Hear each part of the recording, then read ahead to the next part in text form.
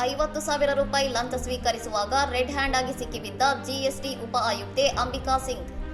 ವಾರಣಾಸಿಯಲ್ಲಿ ಭ್ರಷ್ಟಾಚಾರದ ವಿರುದ್ಧದ ಕಾರ್ಯಾಚರಣೆಯಲ್ಲಿ ಜಿಎಸ್ಟಿ ಇಲಾಖೆಯ ಉಪ ಆಯುಕ್ತೆ ಅಂಬಿಕಾ ಸಿಂಗ್ ಅವರು 50,000 ರೂಪಾಯಿ ಲಂಚ ಪಡೆಯುತ್ತಿದ್ದಾಗ ವಿಜಿಲೆನ್ಸ್ ತಂಡಕ್ಕೆ ರೆಡ್ ಹ್ಯಾಂಡ್ ಆಗಿ ಸಿಕ್ಕಿಬಿದ್ದಿದ್ದಾರೆ.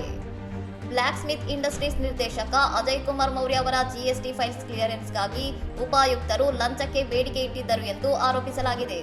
ಲಂಚದ ಲಕೋಟೆಯನ್ನು ಪಡೆಯುತ್ತಿದ್ದಾಗ ಬೇಲ್ಪುರ ಪ್ರದೇಶದಲ್ಲಿ ವಿಜಿಲೆನ್ಸ್ ತಂಡ ಆಕೆಯನ್ನು ಬಂಧಿಸಿತು. ಬಂಧನ ಸಂದರ್ಭದಲ್ಲಿ ಆಕೆ ಸ್ಥಳದಿಂದ ಪರಾರಿಯಾಗಲು ಯತ್ನಿಸಿ ಮಹಿಳಾ ಪೊಲೀಸರೊಂದಿಗೆ ತೀವ್ರ ವಾಗ್ವಾದ ನಡೆಸಿದ್ದಾರೆ. ಆರೋಪಿ ಅಧಿಕಾರಿಯು ತನ್ನನ್ನು ರಕ್ಷಿಸಿಕೊಳ್ಳಲು ಜನಸಮೂಹದ ಮೊರೆ ಹೋದರಾದರೂ ಜಾಗೃತ ದಳದವರು ಆಕೆಯನ್ನು ವಶಕ್ಕೆ ಪಡೆದು ಪೊಲೀಸ್ ಠಾಣೆಗೆ ಕರೆದೊಯ್ದಿದ್ದಾರೆ.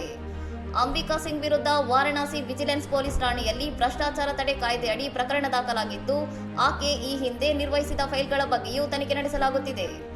ಈ ಘಟನೆಯು ಸಾರ್ವಜನಿಕವಾಗಿ ದೊಡ್ಡ ಗದ್ದಲಕ್ಕೆ ಕಾರಣವಾಗಿದ್ದು, ಭ್ರಷ್ಟಾಚಾರದ ವಿರುದ್ಧದ ವಿಜಿಲೆನ್ಸ್ ತಂಡದ ಈ ದಿಟ್ಟ ಕ್ರಮವು ಸ್ಥಳೀಯವಾಗಿ ವ್ಯಾಪಕ ಚರ್ಚೆಗೆ ಗ್ರಾಸವಾಗಿದೆ. ಇನ್ನಷ್ಟು ಸುದ್ದಿಗಳಿಗಾಗಿ ನೋಡ್ತಾ ಇರಿ ಸೌರಂ ಟಿವಿ.